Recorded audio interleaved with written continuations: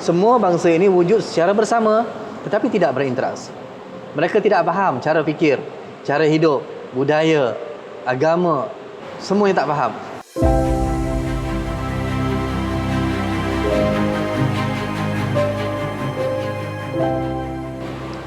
Baik, kalau mengikut apa yang doktor nyatakan sebentar tadi tentang latar belakang, sejarah, pengalaman orang Melayu seterusnya pergi kepada bagaimana ia mencorak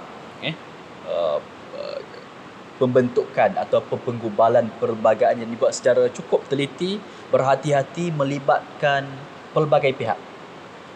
Jadi ada beberapa isu lah yang boleh kita bincang lanjut daripada kenyataan sebentar tadi. Salah satunya ialah pengalaman orang Melayu, masyarakat Melayu sebelum dan juga selepas pembentukan negara Malaysia sebagai sebuah negara moden. Perlembagaan tersebut macam mana sebelum itu mereka ialah dengan sultan, raja, tetapi selepas itu mereka perlu berkongsi kuasa. Ada perkara yang kita panggil disentuh, yang tak perlu disentuh, yang perlu bekerjasama.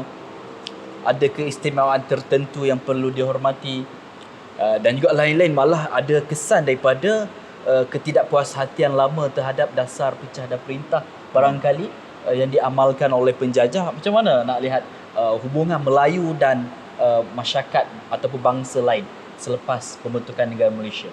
Silakan Doktor. Ini permasalahan kita kata Malay and others lah. Yes. Malay and others, iaitu pemikiran ataupun interaksi orang Melayu dengan orang lain. Orang lain. Jadi kita faham latar belakang Malaysia ini ketika dalam sebelum kedatangan kolonial, khususnya British. Sebab apa British?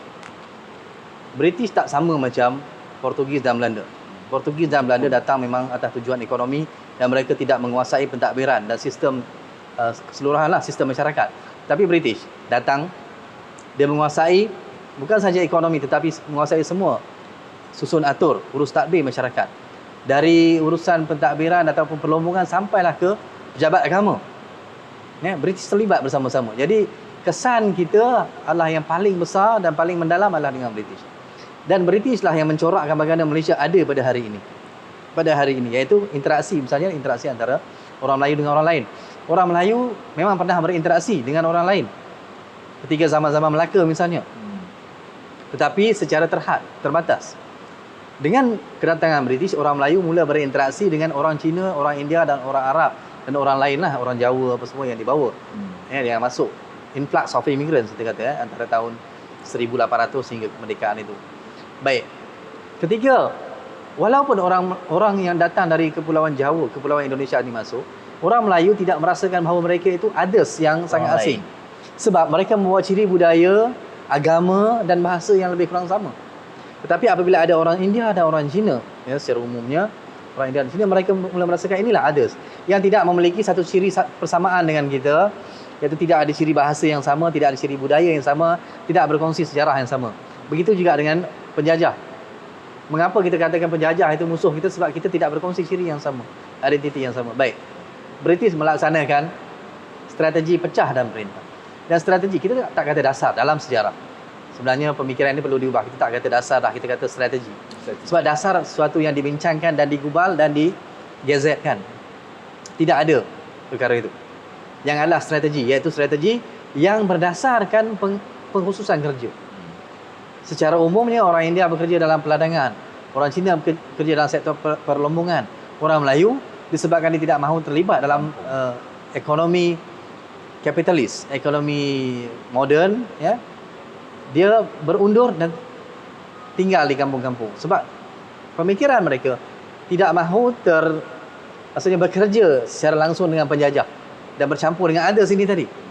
Dan proses ini berlangsung selama puluhan tahun. Semua bangsa ini wujud secara bersama tetapi tidak berinteraksi. Mereka tidak faham cara fikir, cara hidup, budaya, agama.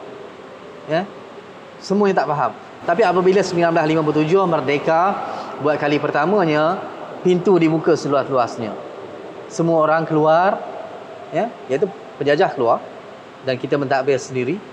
Dan kita mula berbicara soal perpaduan lah. Kita bicara soal perpaduan, iaitu macam mana kita nak menyatukan, nak mengharmonikan interaksi antara orang Melayu, orang India dan orang Cina. Dah ratus tahun dah ni. Hampir 100 tahun lah kita katakan. Macam mana kalau lihat dari sudut kematangan lah, interaksi tersebut cukup sudah lama dah. Dah lama. Tetapi inilah kita kata strategi pecah dan perintah ini mungkin berdasarkan pengalaman kita katakan dilaksanakan juga oleh parti-parti pemerintah. Sebab tidak ada saya nampak satu usaha yang bersungguh-sungguh, walaupun banyak jawatan kuasa yang ditubuhkan, jabatan yang ditubuhkan, perpaduan, integrasi nasional, tetapi semuanya ibarat melepaskan batuk di tangga saja. Kita nampak akhirnya selepas 60 berapa tahun kita merdeka lah ni, 65 tahun 65 tahun kita merdeka, kita masih bicara soal yang paling asas dalam binaan negara, perpaduan antara kaum. Sudahlah perpaduan antara kaum tu di Semenanjung dengan Sabah Sarawak pun kita bermasalah. Ini adalah realiti. Kalau kita nak sedapkan nanti kita boleh katalah kita hidup harmoni, aman, damai, rukun, tapi realitinya kita kata semuanya macam kata api dalam sekam. Bara tu duduk lagi ni. Tinggal lagi bila orang curah petrol aja dia terbakar. Ini keadaannya. Sebab mungkin parti-parti yang kita ada ni berasaskan kaum misalnya. Yang awal ini, yang awal. Walaupun ada cubaan daripada Datuk Onn Jaafar untuk menubuhkan parti negara, parti berbilang kaum misalnya, tapi dia kurang berjaya sebab cara fikir pada awal masih lagi belum keluar daripada cara fikir ke pompong culture masing-masing, budaya masing-masing. Jadi macam mana kalau kita lihat, okeylah dari sudut hubungan ini, masa depan, apa yang perlu, kalau buat begini apa masa depannya, kalau buat begitu apa yang berlaku? Kalau kita biarkan dalam keadaan begini, kita akan dapat negara Malaysia yang kita kata inilah coraknya, iaitu kita tunggu dan kita risau akan berlakunya pergaduhan, akan berlakunya sengketa kaum, dan setiap kali 13 Mei 1969 setiap kali 13 Mei setiap tahun kita mengungkit sebab ada sebilangan yang bersikap agak resis, yang mengungkit dalam nada yang tidak baiklah, dalam nada yang negatif. Kita tengok dalam tempoh 2 tahun yang lepas, contohnya 2-3 tahun yang lepas perkara ini berlaku. Cuba mengungkit peristiwa itu seolah-olah satu momokkan yang ngeri. Kita tidak mengambil iktibar bahawa ini tidak boleh lagi berlaku dan kerajaan mengambil langkah yang tuntas. Saya kira pada saya lah, nak mengubah sesebuah negara, masa depan negara, kerajaan.